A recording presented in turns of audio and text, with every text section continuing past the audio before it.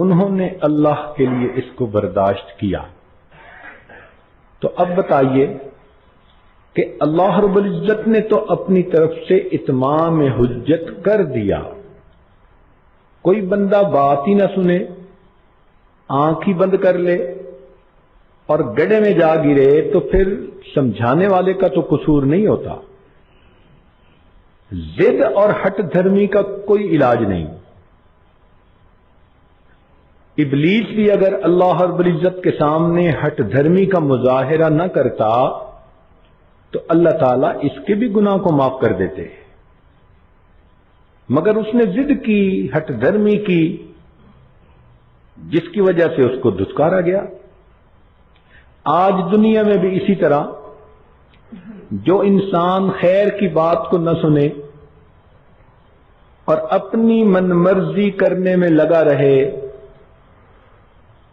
دنیا کی زندگی کے عیش و آرام کو سامنے رکھے، حکم خدا کو نظر انداز کرے، تو یہ وہ انسان ہے جو اپنے ہاتھوں سے اپنے پاؤں پہ کلہاڑی مار رہا ہے، یہ اپنے ہاتھوں سے جہنم خرید رہا ہے۔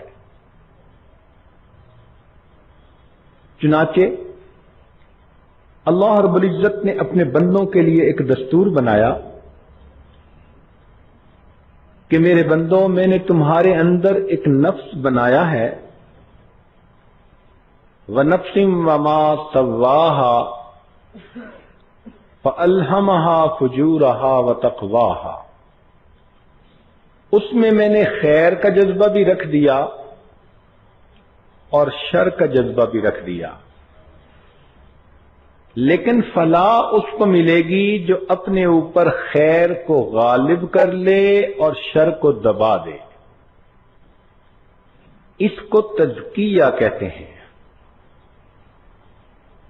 تزکیہ نفس کا ہوتا ہے اور تصفیہ دل کا ہوتا ہے۔ ان دونوں الفاظ کے فرق کو سمجھ لیجئے۔ ایک ہوتا ہے کسی شیشے کے اوپر مٹی کی تہ آ جانا، اس کو اگر آپ کپڑے کے ساتھ صاف کر دیں، وائپر سے صاف کر دیں تو شیشہ آئینہ بالکل صاف ہو جائے گا۔ اس کو تصفیہ کہیں گے۔ یہی حال انسان کے دل کا کہ گناہوں کی ظلمت دل کے اندر داخل نہیں ہوتی، دل کے اوپر تہ بنا لیتی ہے۔ جس طرح زنگ لوہے کے اندر داخل نہیں ہوتا، اس کی سطح پہ ایک تہ بنا دیتا ہے، اگر اس تہ کو ہٹا دیں تو نیچے سے بالکل صاف لوہا نکل آتا ہے۔ اسی طرح گناہوں کی ظلمت بھی انسان کے دل پر تہ بنا دیتی ہے۔ سنیے قرآن عظیم الشان، اللہ تعالیٰ ارشاد فرماتے ہیں کلا بل ران علی قلوبہم ما کانوا یکسبون، کیوں نہیں، ان کی بدعمالیوں کی وجہ سے ان کے دلوں پہ زنگ لگا دیا گیا۔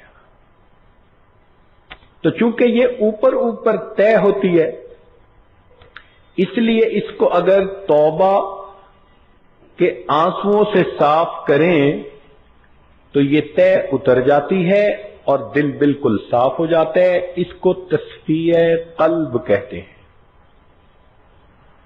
ایک ہوتا ہے کپڑے کا میلا ہونا۔ اگر کوئی کپڑا میلا ہو گیا تو اس کو تو استری پھیر کے آپ صاف نہیں کر پاتی، اس کو ستھرا کرنے کا اور طریقہ ہے۔ آپ پانی میں بھگوئیں، صابن لگائیں، واشنگ مشین میں اسے پھرائیں، تب جا کر اس کی میل کپڑے سے الگ ہوگی۔ ایسا کیوں کرنا پڑا؟ اس لیے کہ شیشے کے اوپر میل کی تہ تھی، یہاں کپڑے کے اوپر نہیں تھی بلکہ کپڑے کے اندر داخل ہو گئی تھی۔ یہی حال انسان کے نفس کا، کہ نفس کے اوپر ظلمت نہیں فَأَلْهَمَهَا فُجُورَهَا وَتَقْوَاهَا، شر اس کے اندر رکھ دیا گیا ہے۔ اب اندر کے شر کو صاف کرنے کے لیے اس نفس کو ستھرا کرنا پڑتا ہے، کپڑے کی طرح دھونا پڑتا ہے، اس کو تزکیہ کہتے ہیں۔ بعض سالکین کو دیکھا کہ وہ تزکیہ قلب کہنا شروع کر دیتے ہیں، تو تصفیہ قلب کا لفظ استعمال ہوتا ہے اور تزکیہ نفس کا لفظ استعمال ہوتا ہے۔ یہ نفس کو ستھرا کرنا اتنا اہم ہے کہ یہ مقاصد نبوت میں سے ہے۔ چنانچہ اللہ تعالیٰ نے جہاں نبی علیہ السلام کو دنیا میں بھیجنے کا مقصد بتلایا تو فرما دیا یتلو علیہم آیاتہ وَيُزَكِّيهِمْ، تو بعثت نبی کے مقاصد میں سے ہے۔ بلکہ اس کی اہمیت کا اندازہ لگائیے کہ حضرت ابراہیم علیہ السلام نے جب دعا مانگی بیت اللہ شریف کو بنا کر، اللہ میں نے گھر تو بنا دیا، آباد کرنے والے کو بھیج دیجیے، میں نے مدرسہ بنا دیا، معلم کو بھیج دیجیے۔ تو اس وقت انہوں نے یہ دعا مانگی تھی کہ ایسے معلم کو بھیجیے کہ جو آیات کی تلاوت کرے، وَيُعَلِّمُهُمُ الْكِتَابَ وَالْحِكْمَةَ وَيُزَكِّيهِمْ، تو انہوں نے تزکیہ کو چوتھے نمبر پر بیان کیا۔ لیکن اللہ رب العزت نے جب قبولیت کا اعلان فرمایا تو تزکیہ کا اللہ تعالی نے دوسرے نمبر پر تذکرہ کیا۔ یہ جو ترتیب میں تبدیلی آئی اس میں بھی ہمارے لیے ایک سبق ہے۔ قرآن مجید ایسی کتاب ہے کہ ایک ایک لفظ کا تقدم اور تأخر بھی اپنے اندر کوئی حکمت رکھتا ہے۔ اس کو ایک دو مثالوں سے ذرا کھولیں، دیکھیے اللہ تعالیٰ نے قرآن مجید میں فرمایا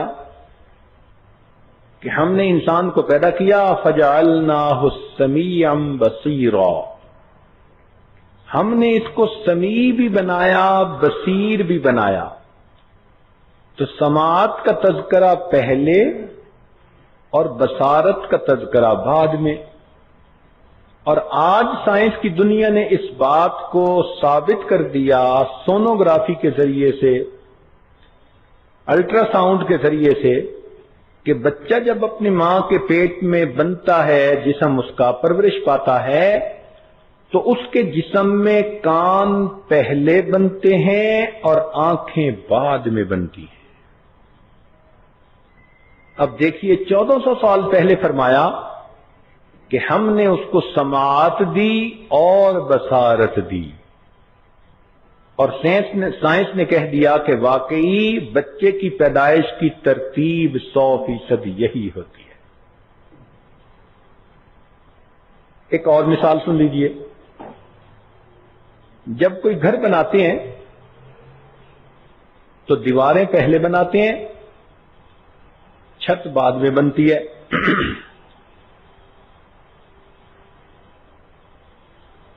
اور جب کوئی مکان گرانا ہوتا ہے تو گرانے کی ترتیب اور ہے، پہلے لائٹیں وغیرہ جو لگی ہوتی ہیں ان کو اتار دیا جاتا ہے، پھر چھت گرائی جاتی ہے، پھر دیواریں گرائی جاتی ہیں۔ بالکل اسی طرح اللہ تعالی نے، بالکل اسی طرح اللہ رب العزت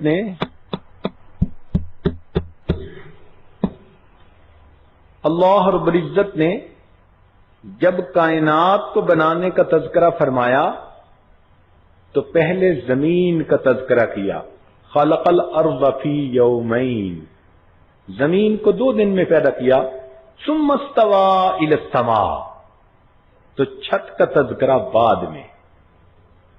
لیکن جب اس کائنات کو مٹانے کا تذکرہ آیا تو اس وقت اللہ تعالی نے سب سے پہلے لائٹیں اتارنے کا تذکرہ فرمایا. اذا الشمس كبرت واذا النجوم انكدرت. دیکھو لائٹیں اتاری جا رہی ہیں. پھر دوسری جگہ فرمایا اذا السماء انفطرت. اب چھت اتاری جا رہی ہے. پھر زمین پر آئے اور اللہ تعالی نے پھر جبال کا اور زمین کا تذکرہ کیا. تو قرآن مجید کے اسرار و رموز تو اتنے کہ پوری زندگی بندہ اس کتاب پہ لگا دے تو اس کے اسرار و رموز سے انسان کا جی نہیں بھرتا. تو آخر تزکیہ کے لفظ کو اللہ رب العزت نے پہلے کیوں رکھا؟ اس کی اہمیت کی وجہ سے. اس لیے کہ تلاوت آیات سے انسان کو ایمان ملتا ہے اور اس کے بعد اس کو اگر تزکیہ حاصل نہ کرے تو پھر علم اور